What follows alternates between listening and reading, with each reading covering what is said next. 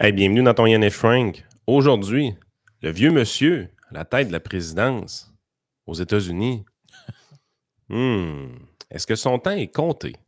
Commence à être contesté. On commence même à parler de le remplacer. Puis on a vu aussi qu'à Radio-Canada, la politique américaine, on connaît ça.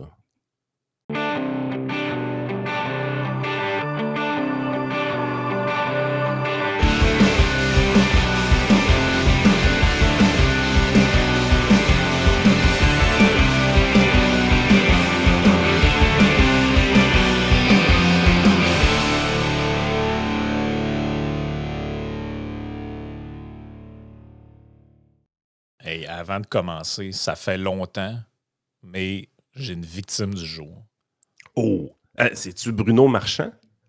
Non, c'est pas Bruno Marchand, en Pas fait. Bruno Marchand, parce que j'ai entendu dire qu'il a été hué, moi, au tournoi POI de Québec. Ben, en fait, j'ai demandé aux gens sur Twitter parce que j'ai cherché dans les médias, j'ai rien vu. Fait que là, j'ai dit, crème, à la gang, on sait tout, il faut qu'on demande au monde. Apparemment, les journalistes ne veulent pas nous le dire. Fait que, on va s'informer. Puis, il semblerait qu'effectivement, c'est vrai, il a réellement été UV au tournoi POI de Québec. Un petit peu plus marginal que certains disent, mais il n'a surtout pas été applaudi, de ce que j'en comprends. Non. Donc, il est arrivé sur la glace, silence dans l'amphithéâtre et quelques personnes huaient fortement de leur côté. OK. Écoute, les roitelets municipaux, d'habitude, ils ont toujours été plus aimés que ça, là. Oh, ouais, ben, Labo, même dans ses pires années, on parlait des niaiseries qu'il disait ou qu'il faisait à la radio, puis le monde appelait ses lignes ouvertes. Hey, il nous a mis ça à map, puis il est Ouais, hot, ouais. puis Mais c'est ça qui a changé, je trouve, dans le municipal, c'est que présentement, on gouverne entièrement avec des règlements pour faire chier tout le monde dans la vie de tous les jours. Puis on gouverne, disons-le, pour les vieux, là. C'est ça qui se passe. Mais quand tu t'en vas au tournoi PIO de Québec, c'est des familles actives. mais c'est ça Tu sais, qui est vos fou. règlements, pareil, on est écœurés, là. C'est ça qui est fou, pareil, c'est que le, il gouverne pour des vieux, mais ce sont des jeunes qui font ça. Oui. Jeune étant relatif, là, je sais que si vous nous écoutez, vous avez 19 ans. Pour vous, un gars de 48 ans, c'est pas jeune. Là. Mais en politique, c'est jeune. Disons, c'est pour ça que C'est pas des je- vieux monsieur de 70 ans qui non, gouvernent pour des vieux monsieur de 70 ans, là. c'est ça. Ben, ben, tu sais, mettons, voyons, Labaume, on se serait attendu qu'il gouverne plus pour les boomers que Marchand. Or, Régis Labaume, tu sais, je veux dire, il avait bien des défauts, puis il était quand même désagréable comme intervenant. Mais je pense que son côté désagréable, c'était surtout envers certains médias, envers certains acteurs de la ville. Mais tu sais, pour le citoyen ordinaire, les gens ne sentaient pas que Régis Labaume voulait leur dire comment vivre.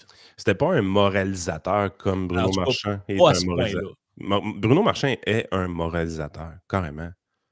Ouais, Tu sais, je veux dire, un moment donné, là, il faut le dire, là. exact. Ben, c'est le Luc Ferrandez Ben oui. de Québec. Donc, c'est ça, une petite victime du jour quand même assez cocasse. Donc, c'était dans le TVA en fin de semaine. Célébration involontaire de l'exploitation. Un organisme de protection des animaux dénonce les carrousels. Et là, parce que j'ai été tagué dans ce truc-là. Hein, faut que vous oubliez pas.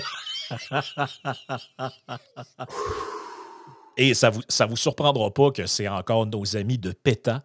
Donc, l'association américaine PETA Ils sont saucés, eux autres. a exhorté mardi. Ouais, ben c'est eux autres qui disaient que boire du lait, c'était comme consentir au viol des vaches ou un truc. On en avait déjà parlé il y a genre peut-être 2 ans de ça. Ouais, ouais. A exhorté mardi les constructeurs de carrousel à cesser d'utiliser les animaux dans leur manège, puisque ces derniers célèbrent involontairement l'exploitation, selon le défenseur des droits des animaux. Attends un peu, c'est pas leur version d'appropriation culturelle, ça, là. Ouais, j'imagine que c'est de l'appropriation animale. Fait que, tu sais, ça commence avec interdire les calèches parce que c'est pas fin pour les chevals, puis ça finit genre avec là, ton crise de carrousel. Les ensembles de carrousel sur le thème des animaux renforcent l'idée que ces êtres sensibles sont simplement là pour notre divertissement. Et là, c'est pas des jokes, là. Mettons qu'on serait pas capable de monter des chevaux parce qu'on n'aurait plus le droit parce que ça nuit aux animaux. Il reste combien de chevaux sur la planète? Tu sais, je veux dire, la journée qu'on n'a pas de besoin d'un cheval parce qu'on n'a pas le droit de le monter, là, parce qu'on a interdit ça, là. Y a-tu vraiment des gens qui investissent des fortunes pour élever des chevaux? Ben, Jeff Caron nous le disait, au Kazakhstan, les chevaux, ils les mangent. Fait que, tu sais, est-ce que vous aimez mieux les monter ou les manger? Moi, je ne suis pas un gros fan de viande de cheval. Là. J'en ai mangé quelques fois. C'est pas particulièrement. Ben, c'est pas assez gras. Moi, je peux pas, j'ai pas le droit. Si je fais ça, je me fais déshériter par mon père. Ouais, ce qu'on sait pas fait pas mal. Là. Quand même le dire. Là. Mais c'est ça. Mais ils nous disent, ils sont fiers en plus en PETA, c'est vraiment des gens équilibrés mentalement. Ils nous disent dans l'article, on nous dit que une de leurs plus grandes réalisations, c'est qu'en 2018, la compagnie agroalimentaire Nabisco aurait accepté de transformer le design de ses boîtes de biscuits présentant des animaux en cage pour des animaux libres dans la savane. Parce que c'est ça. Hey, je m'ennuyais-tu du segment de la victime du jour? Je suis pas sûr. Là, non, mais avec modération, c'est toujours bon. Mais ce que je voulais dire... Il y a donc même du monde bizarre sur la Terre, pareil. Penser à des affaires de même. Ou en fait, plus des gens vraiment payés à rien faire, penser à des affaires comme ça. Non, mais moi, je trouve que ça, c'est aux animaux ce que l'écriture inclusive est au féminisme. Des Christine niaiseries symboliques que tu dis, ouais, OK, mais y a-tu une femme maltraitée qui a eu de l'aide de plus quelque part? Y a-tu genre une femme abusée ou ça? Non, ça a-tu aidé quelqu'un quelque part? Ça a-tu fait progresser l'égalité? Non, ça a juste fait chier le monde qui essaye de lire. C'est juste ça que ça a fait. Fait que là, tout ce que Saud vont réussir à faire, il n'y a pas un cheval que sa vie va être sauvée, il n'y a pas un animal qui va être mieux traité. Non, non, vous allez juste faire suer des familles qui veulent aller faire un tour de carrousel dans une fête foraine ou je sais pas quoi. Fait que, bref, c'est ça. Écoute, le bon président américain, ça va pas super bien pour Joe Biden. Ça va tellement mal que même Normand Lester a osé écrire dans le journal. Imagine-toi donc, Normand Lester qui écrit 5000, qui a écrit probablement 5000 chroniques sur Donald Trump dans les dernières années. Normand Lester, comme si j'avais besoin de ça dans ma vie. A quand même écrit Joe Biden, ça ne va pas la tête, et parle de la sénilité de Joe dans son texte. Sur le fait que, ben c'est ça, il parle de ce que je vais vous parler dans un instant. Donc, vous vous rappelez quand Comment un conspirationniste comme Normand Lester a pu avoir une aussi grande crédibilité au Québec? Je le comprends pas encore. Ben, parce qu'il est du bon bord. Hey, ce gars-là, il voit des affaires là, que tu fais tabarouette, man. Ben, vous lirez son livre noir. C'est un monde parallèle, Normand Lester. Là. Oh, ouais, ben moi, je m'en suis fait longtemps que je le sais, parce qu'un jour, quelqu'un m'avait dit, tu liras ça, le livre noir du Canada anglais, tu vas tout comprendre pourquoi je suis souverainiste. Tout. J'avais lu ça, puis j'étais comme, OK, ouais, mais il y a des trucs vraiment saucés là-dedans. Là. Des affaires que j'étais comme, ça, c'est un peu plus ton fantasme que d'autres choses, là, ce que tu viens d'écrire là. Tu sais... On lui a accordé une crédibilité qu'il ne méritait pas, là. Je suis désolé. Là.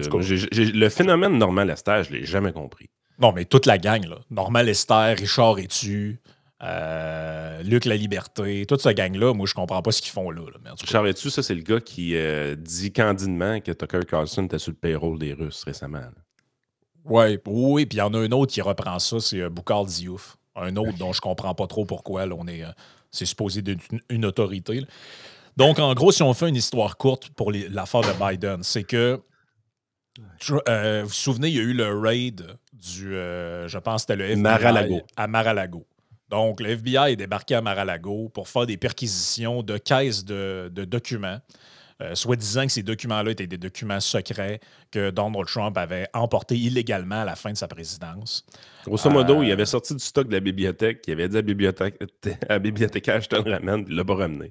Exactement. Et là, il y a eu des accusations pour ça. Il y a des procédures judiciaires.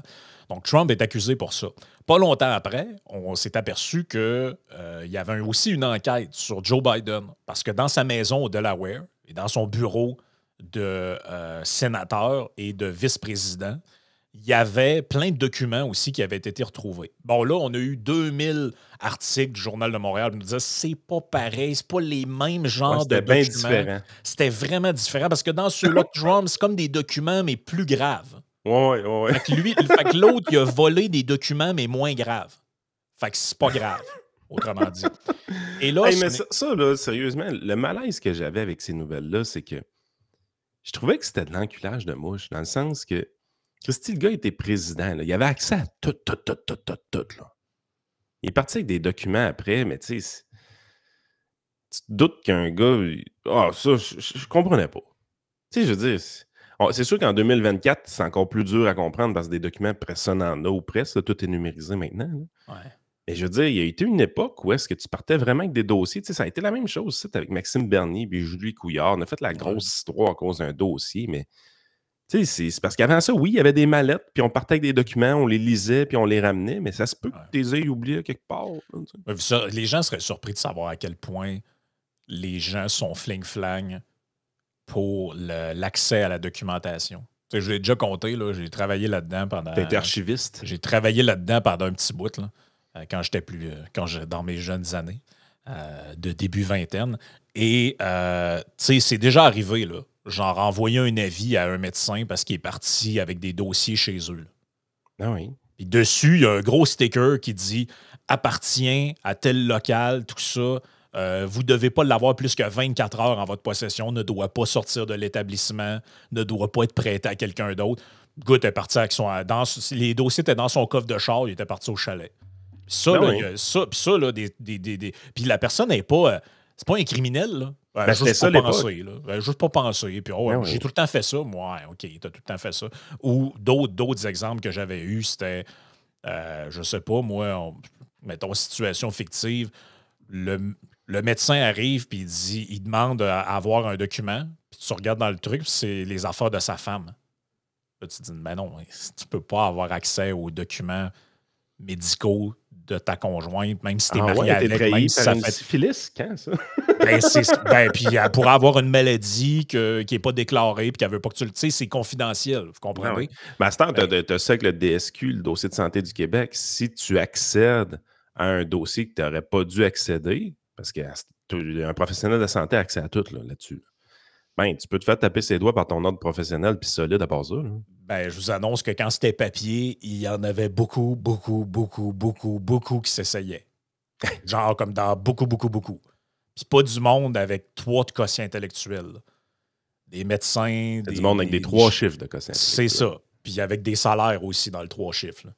Tu sais, fait que c'est dans le 6 chiffres plutôt, 3 chiffres. 3 chiffres, 3 chiffres, c'est pas terrible comme ça. C'est moyen un peu. C'est moyen, c'est plus 3 chiffres de l'heure. Mais donc là, c'est ça. Il y a eu les mêmes affaires pour Joe Biden et il y a eu aussi une enquête qui était menée par un procureur qui était mandaté par le Congrès pour faire ça. Donc, Robert Hur, H-U-R, je ne sais pas si c'est Hur ou Hur qu'il faut prononcer, en tout cas, peu importe. Donc, lui, il s'est entretenu, il a jasé avec du monde, il a fait une enquête, et il s'est entretenu avec Joe Biden notamment. Et là, c'est sorti comme une bombe aux États-Unis dans les derniers jours. On nous dit dans ce truc-là, tout au long du rapport de 388 pages. Et là, je vous lis le truc de ABC News, qui n'est pas spécialement un média pro-Trump, pour ceux qui suivent l'actualité américaine. On nous dit, a brossé un tableau sombre du président. Un tableau dont ses opposants politiques se sont immédiatement emparés comme un homme âgé avec des problèmes de mémoire qui ne pouvait pas se rappeler quand il a terminé son mandat de vice-président, ni quand il l'a commencé, et il ne se rappelait plus de quand son fils Beau est décédé.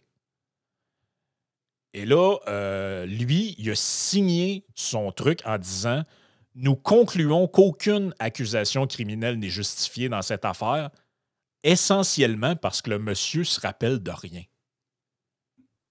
Mais là, dites-vous une chose, il n'y avait pas vraiment d'enjeu à ce moment-là. Il était fini sa vice-présidence.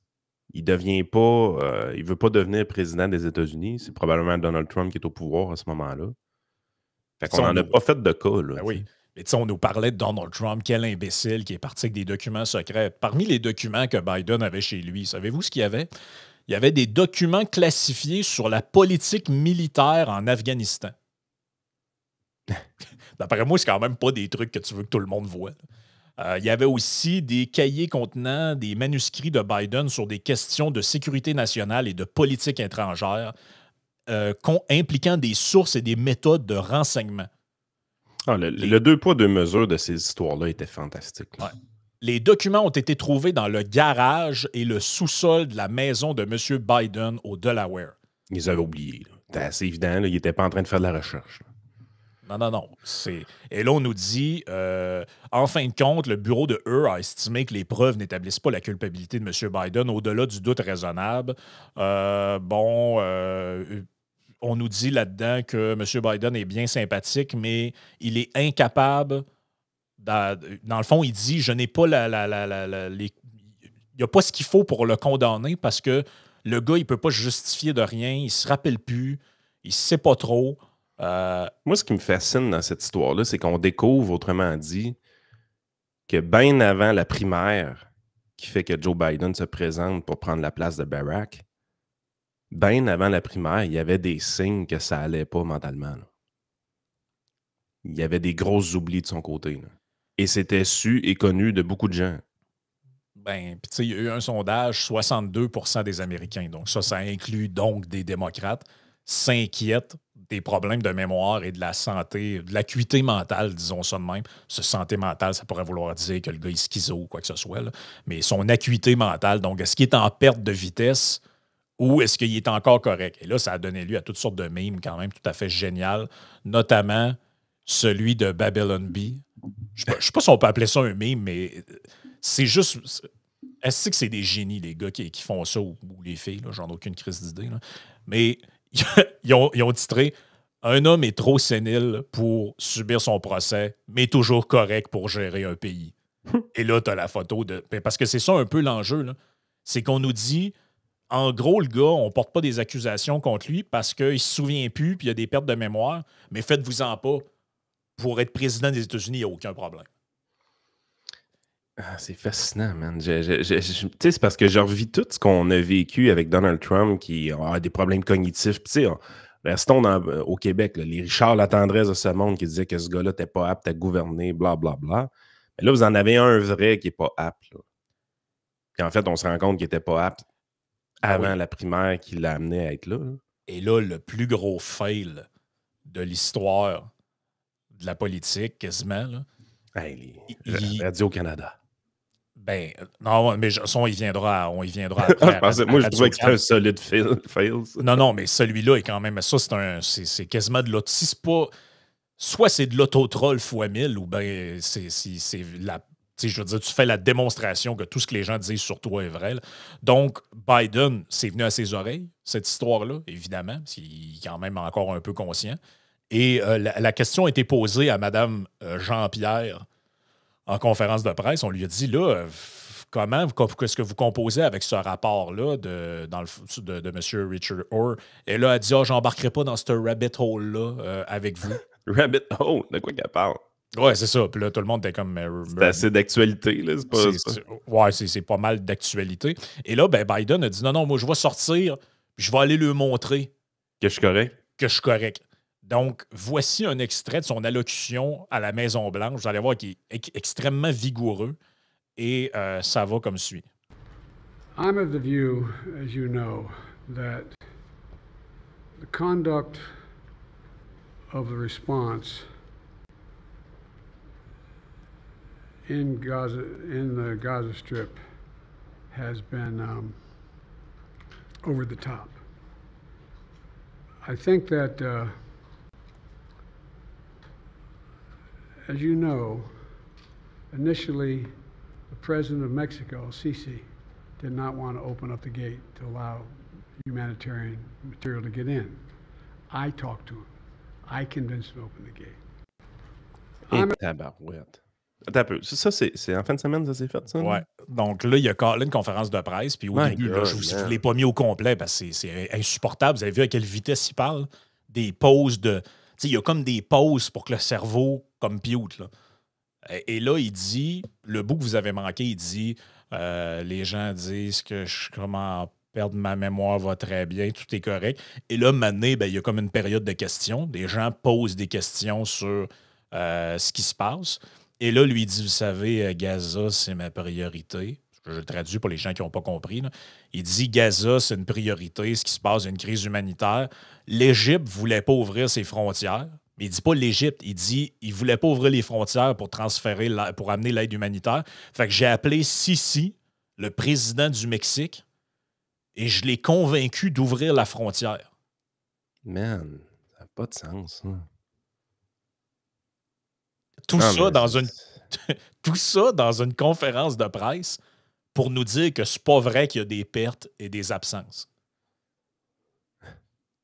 Ben Shapiro qui dit Biden press conference last night was a challenger explosion of press conferences. Ah non, c'est malade, là. Puis tu sais, ça s'inscrit une semaine après que... Mais là, c'est de voir, tout le monde débarque, là. Le soudainement, là, tout le monde débarque du train Biden en même temps. Le mot s'est dit, puis là, les Richard, la tendresse de ce monde se disent « Hey, nous aussi, on débarque maintenant, right now. » Tout le monde en même temps.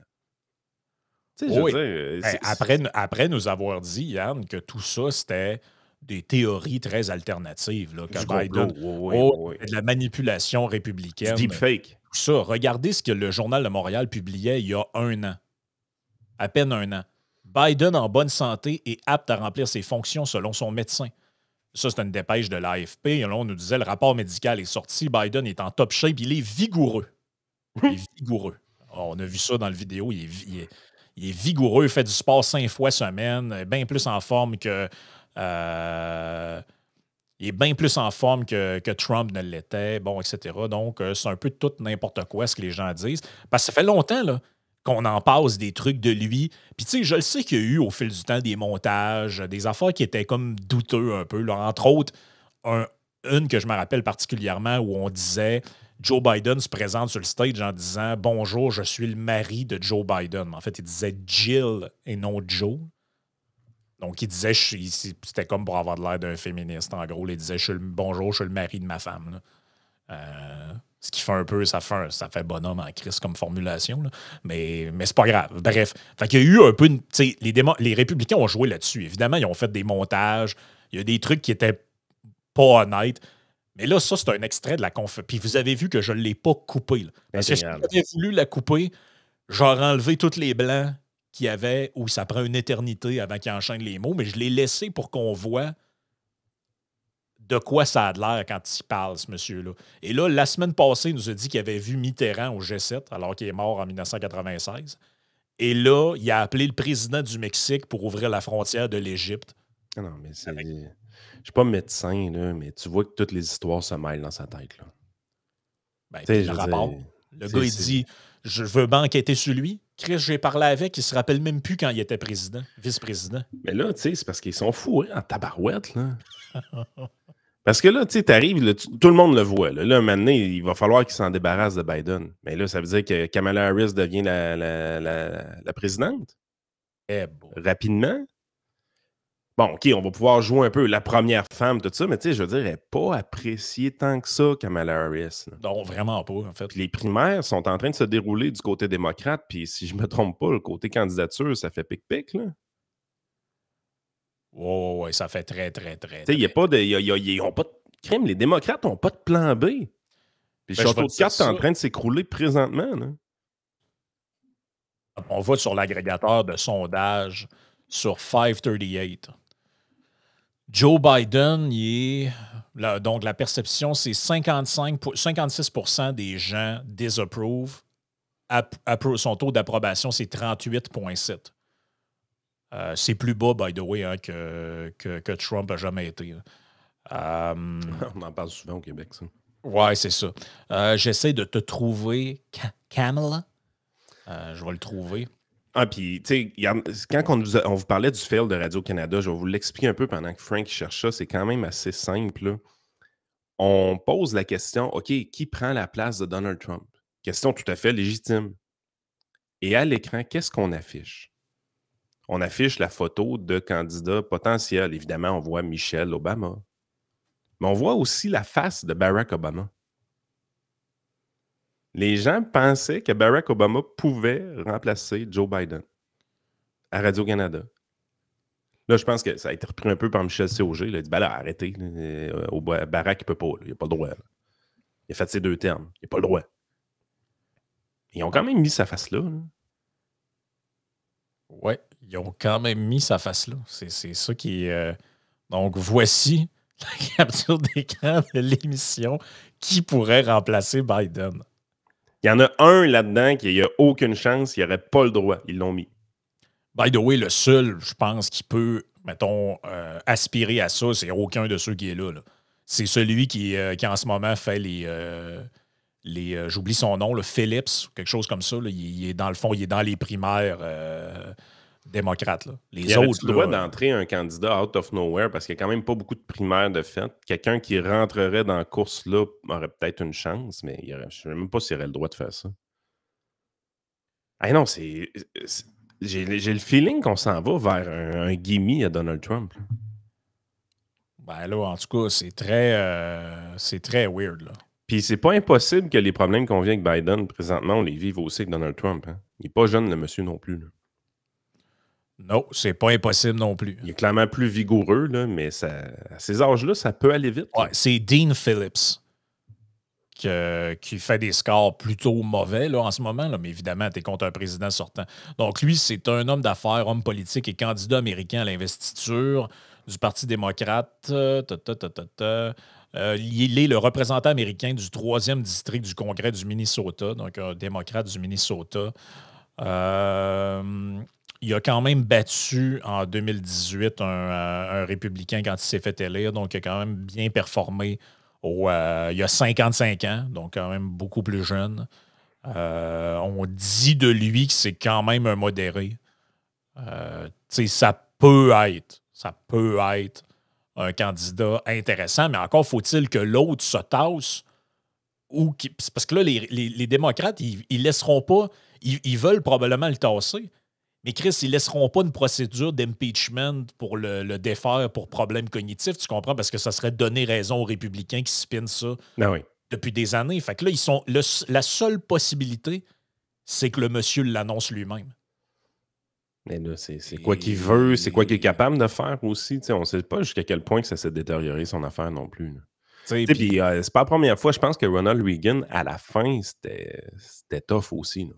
C'était très, très, très, très tough. Là. Ouais, c'était tough. Mais tu sais, Kamala Harris, là, oubliez ça. C'est un accident de char. Là. Elle est plus impopulaire que Biden alors que personne ne sait ce qu'elle a fait. Là. Hey, tu pensais? Elle a même pas 38%. Mais moi, moi, être à la place des démocrates, je ferais le gamble pareil. Tu dis, on va prendre la chance qu'elle revire le char de bord. À de la drive, tout ça. Tu sais jamais ce qui peut arriver. Tu sais, je veux dire, à la base, elle est capable de faire une conférence de presse. Mm-hmm. Au pire, ce sera un accident de char, mais il sera contrôlé un peu. Là, je peux pas croire. En fait, c'est gênant. Moi, je trouve que l'institution de la présidence américaine perd en importance avec ça. Tu dis, attends un peu, comment ça que le pays se gère quand même avec ce monsieur-là à la tête? Là? Ben, c'est parce que moi, je pense que, comme je dis, ils sont comme pognés avec parce que il y a des dangers à continuer qui sont évidents. C'est que tu vois bien que le gars, il va se planter. Je suis pas sûr qu'il est en état d'aller dans un débat des chefs, lui-là. Là. Il peut pas faire 4 ans. Là. Ah non, il peut pas faire. Ben moi, je pense que c'est ça. C'est que là, le best hope, c'est qu'il nous fasse un scénario du genre ben, c'était le meilleur qu'on avait face à Trump, puis c'est un président sortant, puis un coup réélu, il fasse un truc à l'agent chrétien, je laisse ma place à quelqu'un d'autre. Kamala, parce que c'est elle qui va l'avoir, le spot. Tu sais, je pense que leur seule option, c'est de jouer la première femme présidente là. Ouais. Il faut que Kamala finisse la présidence. Puis qu'il se croise les doigts que ce soit pas un accident de char. Et moi, j'y crois zéro à l'affaire de Michelle Obama. Ça, c'est des affaires qui tournent depuis des années. Les gens parlent de Michelle Obama. Elle n'ira pas perdre devant Donald Trump. Là. Oubliez ça. Là. Mais pas juste ça. Ils sont multimillionnaires, la famille Obama. Ils sont exactement où ils veulent. Des héros de la jet set. Ils sont même rendus avec des films, des séries Netflix sur eux autres, puis tout. Là. Qu'est-ce qu'elle a à gagner? Elle a jamais voulu faire de politique. Puis là, en plus, maintenant, sont arrivés au confort financier que leur a procuré le fame de l'Obama Mania avec les conférences, les livres, tout ça. sérieusement, là, je vois pas en tout pourquoi elle irait se mettre là. Ouais, le pouvoir, c'est autre chose, par exemple. Ouais, mais elle n'a jamais voulu de ça. Ouais. Moi, je dirais jamais à un être humain. Non, je dis pas jamais. Je dis pas La que c'est chaise est impossible. attirante. Mais je dis que j'y crois pas. Mais moi, j'y crois pas là parce que je ne vois pas Michelle Obama battre Donald Trump in extremis comme ça. Là. C'est un risque qui est trop grand. Puis juste ce qui vient, le risque, pourquoi il est trop grand, ben c'est ça. Tu veux pas passer dans le rouleau compresseur de Donald Trump puis te ramasser comme Hillary. Là. Elle va se faire ridiculiser ben raide. T'sais, toute le fame qu'elle a réussi à créer, justement, elle va le perdre là, avec ce gars-là. Il est pas fin. Là. Moi, dans un autre contexte ou peut-être une autre élection, je dis pas. En fait, après une présence de Donald Trump, je pense que ce serait un bon timing pour Michelle Obama, bien plus que là. Là, je pense que les démocrates, ils ont juste à lancer la serviette et essayer de sauver les meubles. C'est fini pour eux autres. Là. Je pense que c'est pas mal là qu'on est. Puis si je regarde les derniers sondages sur ça, c'est favorability, mais si je regarde le President General Election, on a des sondages. Donc, il y en a un dernier qui est sorti encore. Trump est à +1. On a, ça c'est juste la Pennsylvanie, Trump +8, Trump +2. Biden fait juste une bouchée de Nikki Haley en passant. Là. Si c'est Nikki Haley, Biden gagne avec +18. Là. Fait que je ne cassais pas votre tête, là, c'est pas pour rien que. Donc j'ai Trump +5, Trump +1. Fait que. Puis là, il y aurait un sondage qui a été fait le 7 février où on demandait aux gens si c'est Michelle Obama. Apparemment, Michelle Obama serait +3 sur Trump. Alors, ça, c'est un sondage. Moi, j'y crois plus ou moins. Là. Tu sais, c'est pas comme. Moi, c'est plus le comment ils font. Ils rentrent dans l'investiture, là. C'est sûr, si elle rentre dans l'investiture, là, elle est capable de gagner l'investiture, Michelle Obama. Ça, je suis pas mal sûr. Là.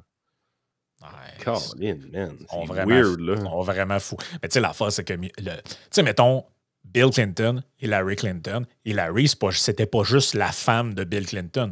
Elle a été en politique toute sa vie, elle a eu des postes politiques. Hillary Clinton, c'était la Pauline Marois des États-Unis. Les langues sales, Frank, te diront que présentement, le président des États-Unis, c'est encore Barack. Là.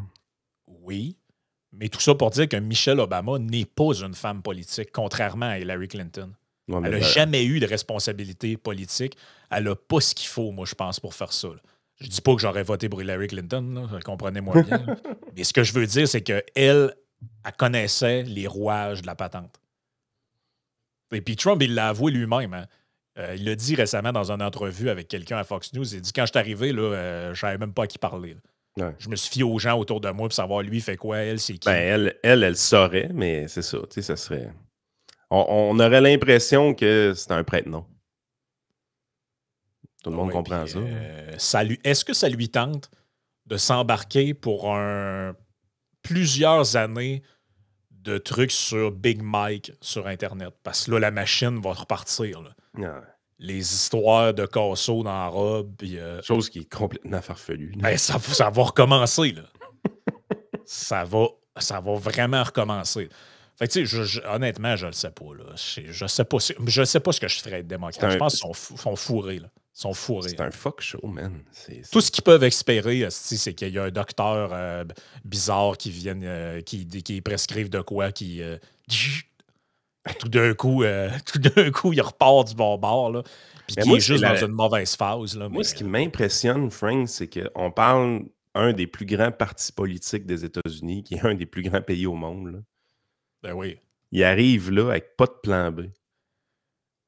Ben oui, comment ça arrive, ça? Sérieux, on n'arrête pas de nous dire qu'il y a un niveau de compétence incroyable dans cette deep state-là pour tout contrôler, pour contrôler vos vies, tout savoir qu'est-ce que vous dites. On veut vraiment, vraiment être au fait de tout. Puis ce gouvernement-là est omnipotent, omnicompétent. C'est incroyable.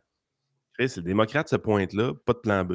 Ben oui, puis la seule personne qui essaie de nous spinner comme étant peut-être une alternative, c'est Gavin Newsom qui est pas populaire non plus puis qui est crissement mauvais comme gouverneur. C'est ça que j'allais dire, parce que depuis au moins un an, de tout le monde que je check, les commentateurs politiques ou quoi que ce soit, de ce que le démocrate, ça jase, c'est Gavin Newsom. Autant qu'il a comme laissé Biden faire ses affaires sans trop se mettre contre lui.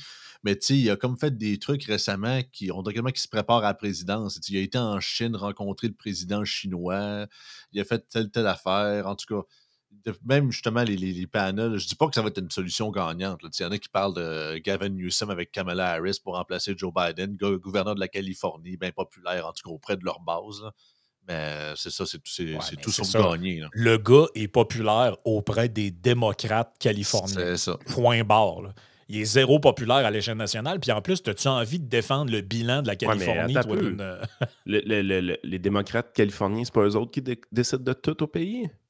C'est pas Hollywood, ça? Hey, Hollywood, Taylor Swift, c'est quoi qu'il faut pour les États-Unis. Écoutez Taylor Swift.